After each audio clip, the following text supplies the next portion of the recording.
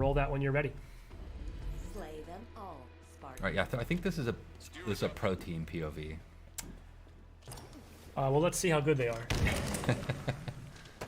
Right off the bat, going for so the he's heat got the wave. heat wave, right? Yep. So he switched the vert. So there's Steitzer. Steitz. It's good to have Steitzer back, or we call it, there's some nickname of Steitzy is kind of the people implementing the VO. They threw down a shield, covered the position. Yeah, I like that little peek technique. I haven't personally done that, to be honest. Yeah, I feel like I learned a lot by watching this pro team video actually and how to play it. Like we watch them, we have regular weekly play tests with them. I don't play with them generally because they're so good, and we put our kind of better players up against them. Also noticed that player went straight for the power weapon that spawns on this map in Slayer, which is hard for me to use, if I'm being honest. So you'll see, like, I mean, so you can see the friend foe. That's one of the obvious things you're looking at here. I know Sam was talking about it earlier. This is something that we've continued to kind of iterate and evolve, even beyond this build. I think this might be our main build right now. This power weapon spawns there. The skewer is it's satisfying as heck, but it's hard for me to use. I am worse at that gun than I am with the commando rifle for sure. When you hit a target, like especially a vehicle, it's super satisfying. All right, so he was spectating.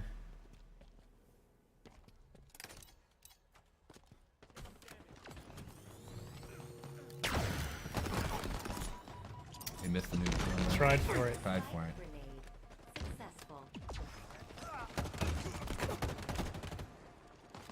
Hard for us to hear in studio, but I believe you'll hear some personal AI coming through. Yeah, you're hearing. There's a few things. So there's the Spartan chatter that we had in Halo 5. It really just kind of brings the battlefield, gives a lot more like reaction feedback to what's going on in the game. But you'll hear this personal AI, and what we did with them is we replaced what was called Spartan Leader, our team leader, and it's just a more personal version of that, and they have a lot of personality, and so it lets you kind of swap around and kind of customize that feedback, and they give you a lot of low-level fit. Pulled the power up.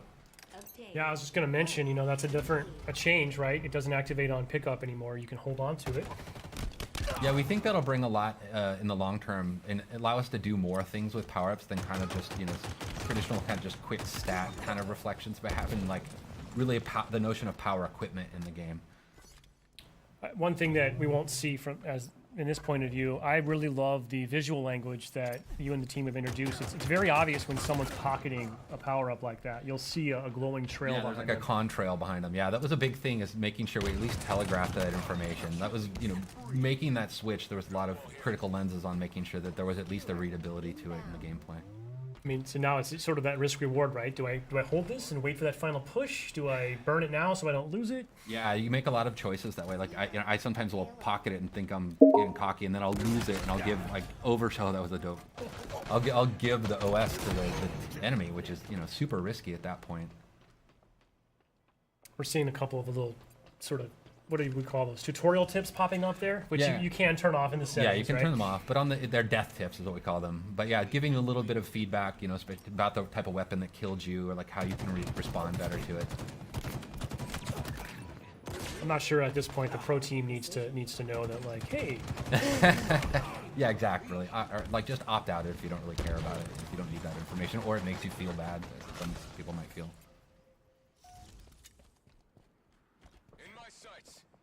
I do love this map. Yeah, the pelicans flying by. It's it's an homage to Sergeant Avery Johnson, Academy of.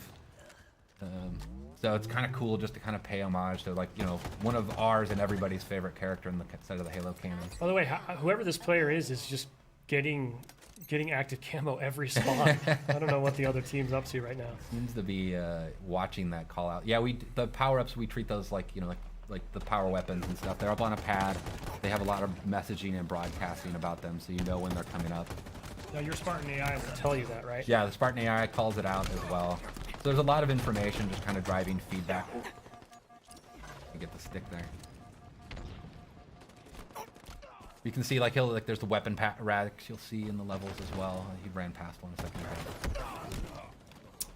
Yeah, right back it's in the background, right? Yep. What's cool about them is, like, you know, before you might run past where a weapon would spawn and then not realize that it's coming up in 2 seconds, and it could change your choice and like how you deal with it. Like when we playtest this morning, I actually stopped at one point on a weapon rack because I was like, oh, it's like 2 seconds out. I might as well wait for it and switch out my pistol, which I think I'm just telling everybody that I'm really bad with a lot of the guns in our game.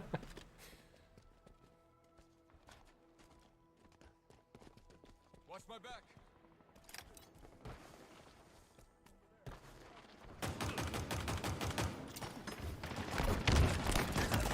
That was a nice. I do love the sidekick. It's really cool, and like when somebody's really good with it, it's really threatening because they can just feather that thing super fast and just crack This people. player really likes this little like drop wall kind of corner covering a technique, post, huh? yeah. And, like kind of locking down an entryway so they can watch their backs. It's neat to watch how people use these, like all the different equipments in different ways. Spike obtained. Well, hopefully a lot of players this weekend are going to be lighting us up on social, sharing clips with us, because I can't wait to see just some of the new creative ways that the community at large figures out how to use this new sandbox. Yeah, and it's interesting too, like, I mean, like the way we have our maps tuned, like in our main builds, is they have different equipment and stuff on them, and because we don't have the entire sandbox in the flights, is we swap things out. So it's actually not even the same kind of, basically, map placement path that we would have in the released version of the game. But we, you know, it just at least gives us something so we can get something in there for people to play with.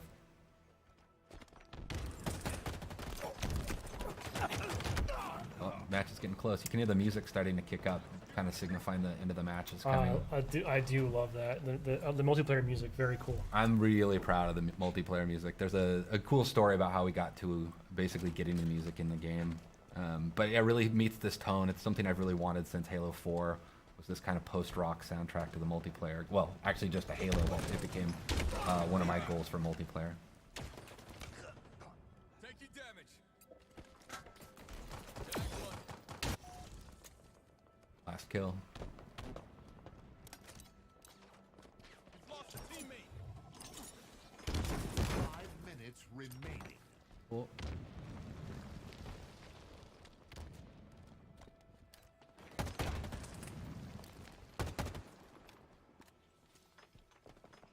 In my sights. Bill's got some drama. It Oh, is. they got There it. we Somebody go. else got it. There we go. Cool.